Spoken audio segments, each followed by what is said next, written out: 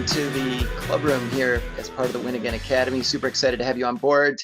I am fired up to have Corey Jackson in the house, and we got a lot of ground to cover today because, look, a big passion of mine, as you all know, is helping athletes make that transition from their sport to what's next. And Corey shares that same exact passion. His perspective is a little different because he's coming from a career as an athlete and in the NFL. But now he's running this great company called Qwerkz, and we're going to talk about that in a second. But let me just, number one, make sure you can hear me, Corey. All right, I can hear you. Super. We're 1.5 or 2.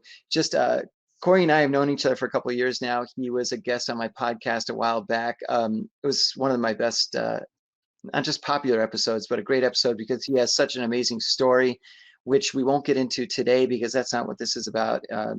Sort of from a podcast perspective, this is much more of a webinar and an educational session. But Corey's in South Carolina right now. I think. Well, wait. Actually, where are you today? Yeah, I'm actually in South Carolina. Okay, great. Corey played in the NFL in the early 2000s, which was actually just a couple of years ago. I'm going to make it seem, Corey, like you're a lot younger than you are. Appreciate that. Yeah, of course. And then secondly, Corey's CEO and founder of a company called Qwerkz, which he started about 4 years ago. It's really a great company because it's bringing together all kinds of athletes, hundreds of the athletes together. But more importantly, he's showing companies how it's really smart to hire athletes, but also showing the athletes how to get hired by those companies. So thanks for being here, Corey. Glad we got this whole stuff ironed out. You can hear me okay? Yes, I can hear you perfectly. Appreciate it. Because your sign reading skills are probably like I can't understand too many of them other than, I don't know, like that, what else? Anyway, so first things first, Corey, tell me a little bit about what the work you're doing now with Qwerkz and what is your mission with the company and what you're trying to do with athletes and the companies you work with? Yeah, and so, playing in the NFL and, getting out of the league and seeing kind of how the process works when it comes to getting employment or the type of employment that you like or what you're looking for was one of the things that really caught my attention.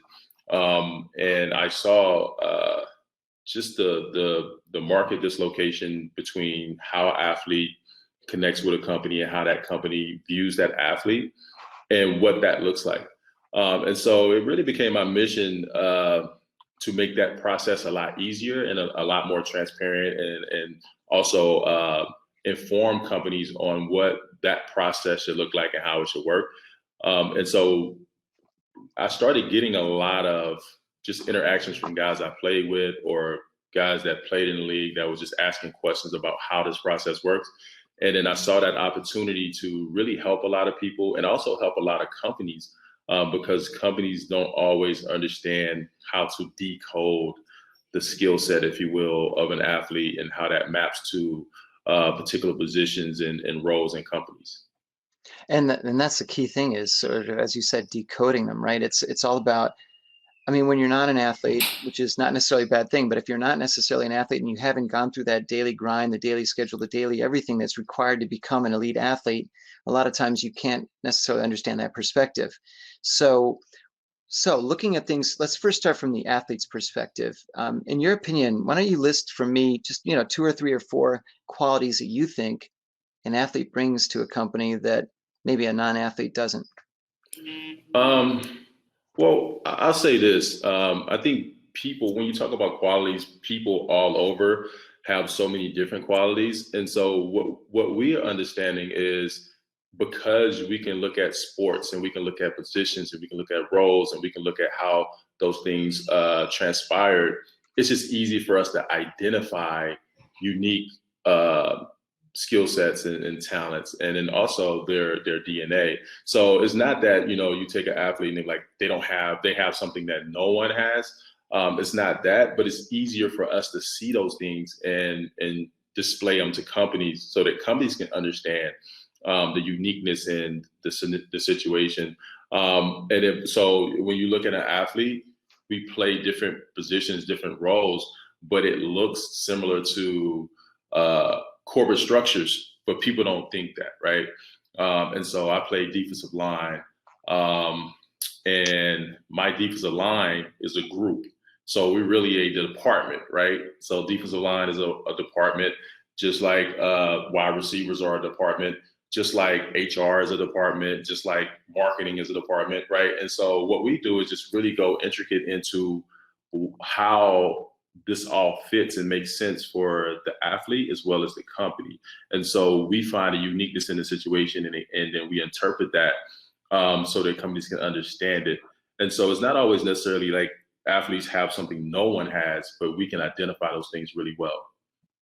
Well, you know, what's interesting is that, and I fully agree with you, but I think a lot of times if you speak to the specific athlete, you're going to find that they oftentimes don't know a lot of the skills and capabilities and things that they have as an advantage that a non-athlete might not. I mean, one of the things that I see all the time is that an athlete doesn't realize how critical it is for a company to hire someone who can think quickly on their feet, who can make split-second decisions, who can perform under pressure, who's used to being in front of an audience and can present, whether it's presenting a sort of a PR thing or if it's just talking to a group of senior management, whatever it might be. A lot of times athletes have a lot of the skills and capabilities that a company may want, but a lot of times the athlete doesn't know enough to showcase that. And as you said, a lot of times also the companies don't necessarily know what they don't know. They don't realize that those companies bring that. Is there, I mean, what else do you think? I mean, maybe list a couple of other things that the companies need to be sort of, as you said, decoded on. Yeah, and I always tell athletes, man, it's so when you have these different positions. So we look at, say, an NFL center, right? Um, and you wouldn't think certain things about that individual unless you was educated on it, right? And so the center is definitely a leader, but he's a leader in a small group, 6 to 8 people, maybe 9 people, right? Very analytical, but also able to report to a higher authority, right? Which is his quarterback. And so these levels of communication for us is important for the athlete to detail that. What situations do I like to communicate in, right? Like it can't be like I'm a great communicator or I like to communicate. I like to communicate in small groups. I take on the leadership role in small groups, 6 to 10 people. Just being very specific about your skill sets and what makes sense for you. Because when you look at a team, you have leaders within these different departments. And then you turn around and say, well, that's the leader of the D line. That's the leader of the linebackers. That's the leader of the secondary. And then that's the leader of the defense. And so you break it all down, but then ultimately, people enjoy being a leader of the entire team, but everybody's not built to be the leader of an entire organization. They are more comfortable leading in their respected regards. That's great. Well, so one thing I've noticed, Corey, over the last couple of years is that you are everywhere in a good way. I mean, you're all over social media, and you do a lot of posting of videos, and I always joke with you a little bit about it, but I'm always amazed that you can sort of walk, talk, not trip over stuff, and I don't even know how you do it with the selfie thing and so forth, but you also deliver great content, which is important. And but I think a lot of people may see that and say, oh, well, I can't do that. I mean, look, he's been doing this for years. He's an expert at this, blah, blah, blah. But I want people to know that any of you, all of you can easily, I don't know about easily, but you can absolutely be doing a lot of what you're doing, Corey, to make yourself, put yourself in the position that you're in. Give me a couple of things that maybe a retired athlete can start doing, because he or she may be thinking, well, geez, I played this sport my whole career. All I know is this sort of daily routine. Now I don't have that daily routine, and I don't even know where to start. What are a couple things that they can do to just kind of get the ball rolling? Yeah. So we always tell individuals to start with their interest. Like, what is the thing that you're most interested in? We don't even, before you even get to, can I make money at it? Can I support myself with it? It's really all about just exploring your interest. I think that's where you have to start. And, ultimately what will happen is you will find the things that really appeal to you. and then your natural talents and abilities will start to draw on those things. But it's all about exploring things that you're interested in to really find out and discover what you really want to do.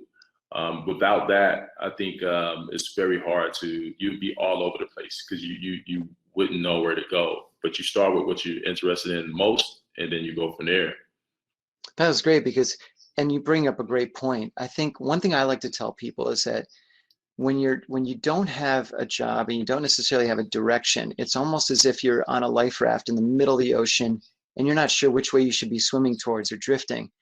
But if you know that you have an idea of what the path is that you want to take, what is the type of industry, the type of job, your interests that you're interested in, then you see that's almost like the island off on the horizon there, but at least you know you can paddle that way and you have direction and you've got a mission, right?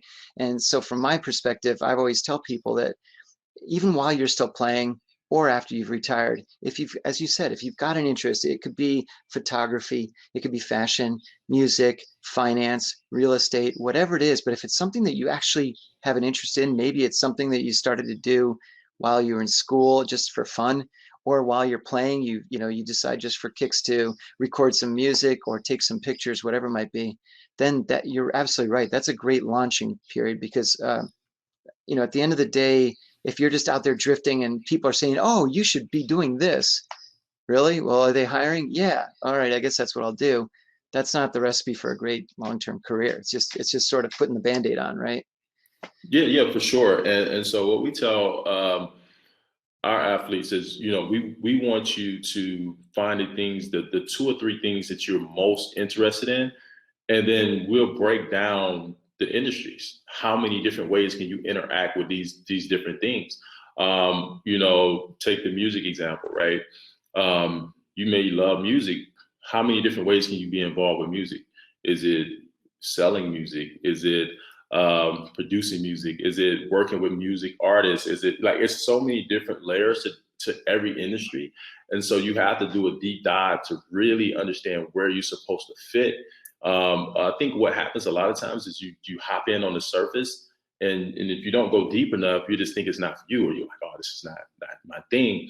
But everything has layers to it, and so you have to find the right thing. And I think for us, it's all about giving athletes the right assessments, asking the right questions, putting them in front of the right type of opportunities so that they can learn. And we're very creative with how we work with companies.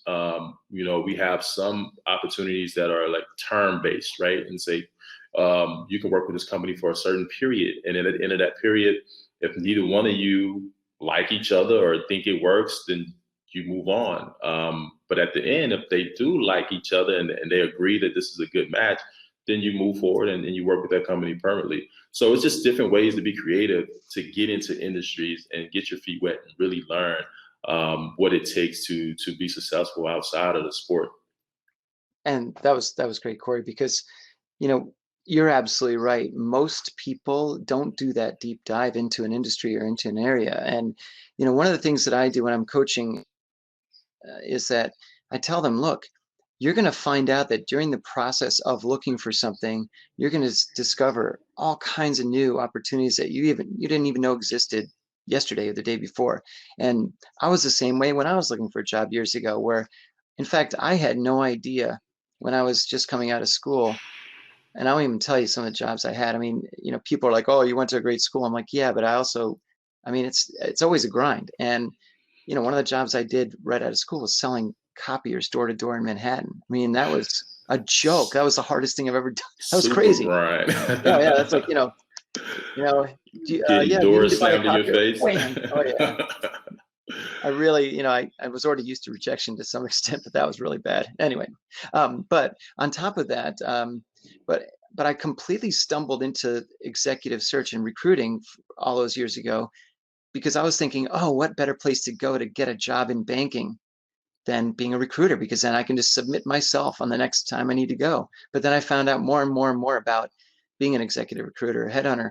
And I was like, wow, that this really suits my personality, my skill set, my capabilities. And I never even thought of that as a career. So I think you'll find, and everybody else finds, that you kind of along the way, you gain wisdom, you gain knowledge, and you gain experience, but you also gain the insight into different areas and different industries. And then also I encourage everybody, and I know you know this too, to really spend some time today speaking with everybody and asking them what it is that they, not just what they do, but what are some of the things that they do that they really enjoy about their job? And what are some of the aspects that they would recommend to other people? And just start a conversation about that, their specific line of work, their industry, and if they've got ideas on other places that they can go. That's all this is just having lots of conversations with people and asking lots of questions, making it, someone else said, be interested, not interesting. It takes a second to think of that, but be interested, not interesting. Anyway, you like that one, Corey? Or you could be both. Yeah, well, no, I like to be boring. Come on. Anyway, but go ahead and yeah, follow up on that if you want. No, I was saying, or you could be both. Yeah. That's, Well, so look, I think the bottom line is that especially for athletes who are looking to go into companies, when you speak to the companies, Corey, do you find is there any resistance to hiring athletes or former athletes? well, there's a knowledge gap there, right?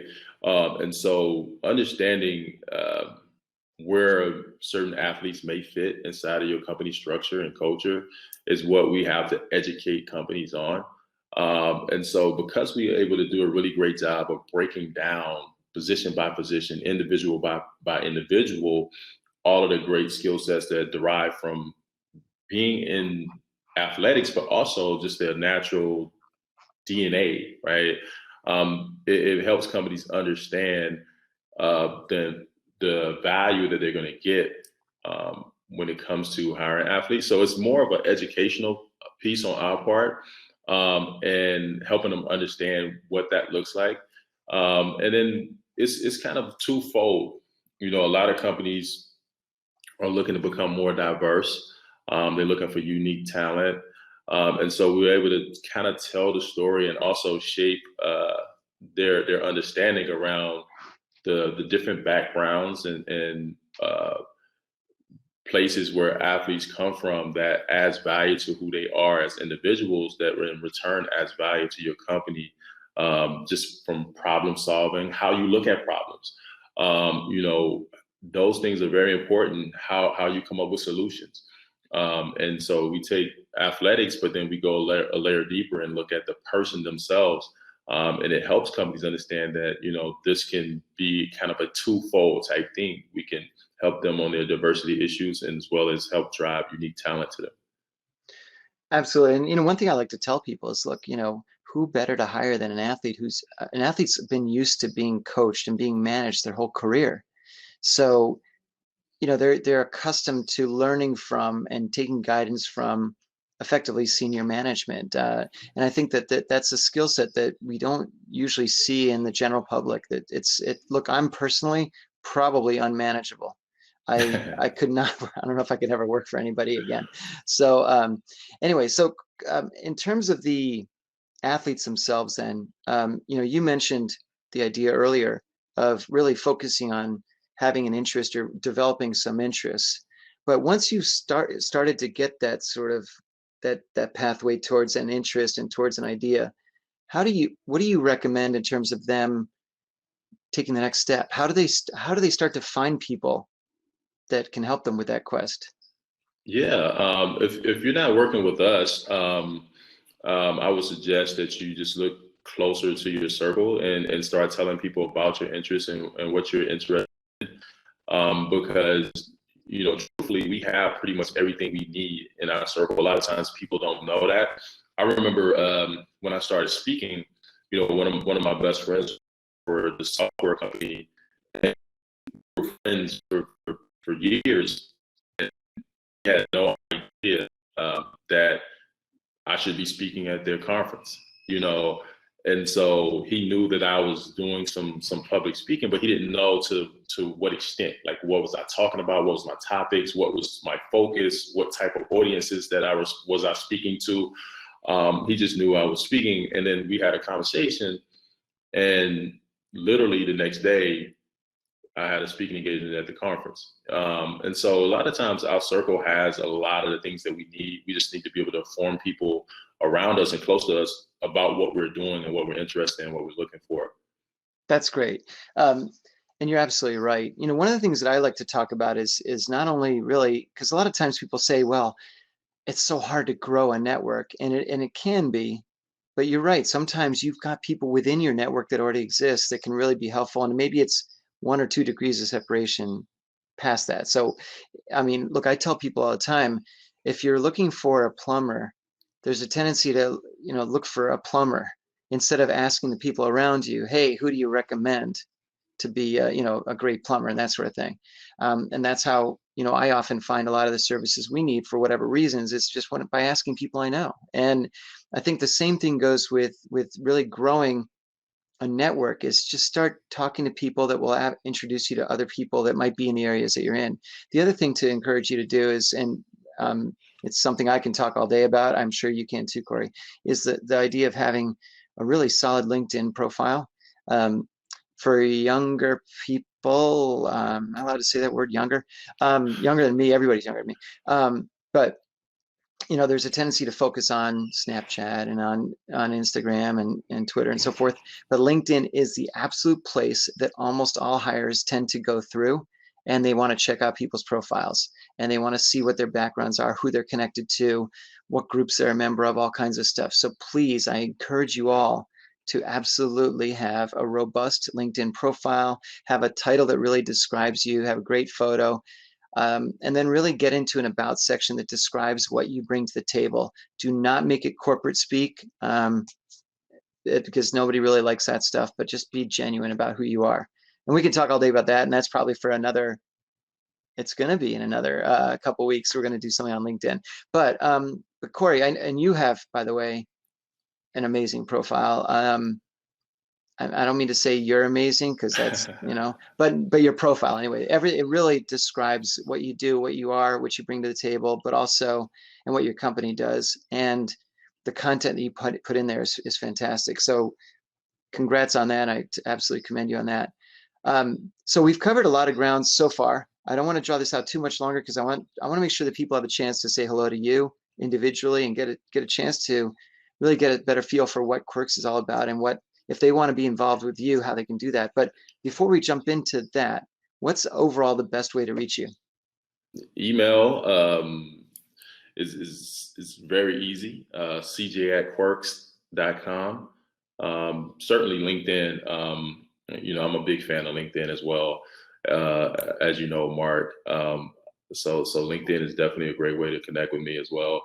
One of the things I was going to add to what you were saying about the LinkedIn deal is just clarity. Like, the more clear you can be about what you're doing or what you're looking to do, the more you're going to attract the type of people that you're looking for.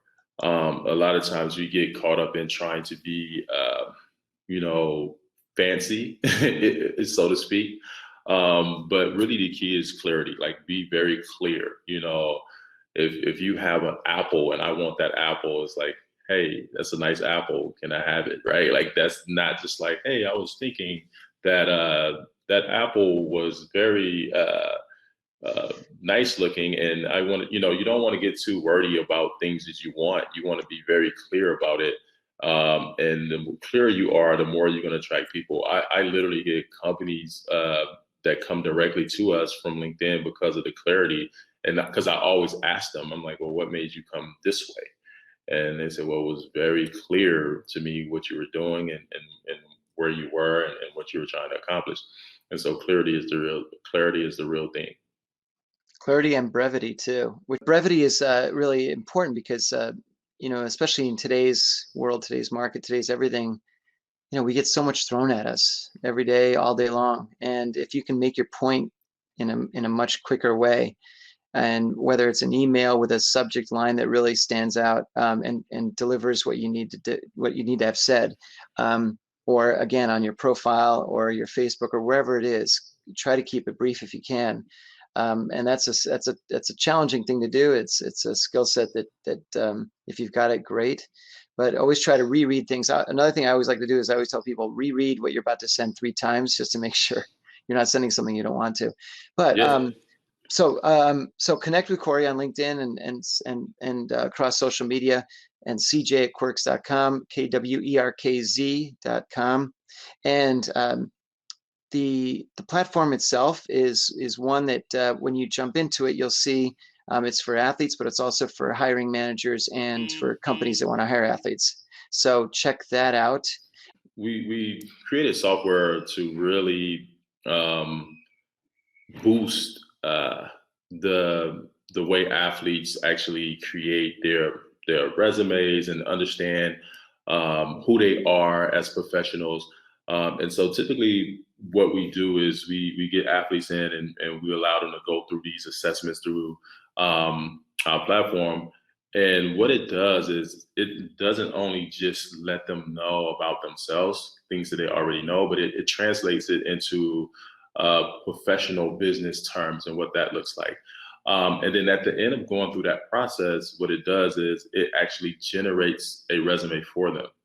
And this resume that's generated is just through that entire process, because typically when you're playing professional sports, you have no idea how to create a resume. And you mean where things should go, where it should be, what's the most important keywords and all of those things. Well, we do that for them through the software. And so it makes it easy for them to generate it. They can edit it if they want to. They can print it off. They can PDF it. They can add it to their LinkedIn profiles, things of that nature. But it's really designed to open them up to really understand what that language should be and what it should look like when it comes to participating in these companies. And typically they're Fortune 500 companies or tech companies that are looking for unique talent. And so we make sure that the language makes sense for them. And we do that through the software. So I kind of wanted to share how that process looked. That's fabulous. So I encourage everybody. What you'll notice is in the middle of the floor, there's a screenshot of Corey's website. Click on that. It'll open up a window that you can then click into his site. And please take a few minutes to check that out after our event or towards the end of it. And in the meantime, Corey can obviously tell you a lot more in person. A quick little plug for the Win Again Academy. Corey is just a fine example of one of the many guests that we have coming in here that talk about areas of expertise that are meant to help athletes really take their whole game to a whole new level. And it's based on, yes, okay, I've got the book behind me, strangely enough, but it's called Win Again, and it's all about job search strategies for the athlete going from their athletic career to business and succeeding there. And lastly, please try to attend this coming Thursday at 5 o'clock Eastern, where I'm going to be talking all about how to ace the interview. Most people say, oh, well, I'll just walk in and just kick ass. Well, a lot of times that doesn't happen. So what I'm going to be talking about is how to fully prepare yourself before the interview, and then while you're in there, making it so that the interview turns into a conversation, and in fact, how you can manipulate it to make it go in your direction, where you're the one getting the offer, not your competition. So check that out. It's I'll throw the registration in the chat box. It's in the next few minutes. But in the meantime, I'm going to wrap things up here. Thanks again, Corey. Much appreciated. It's always great to hang out with you and talk to you and so forth. So Yeah, thanks for being on.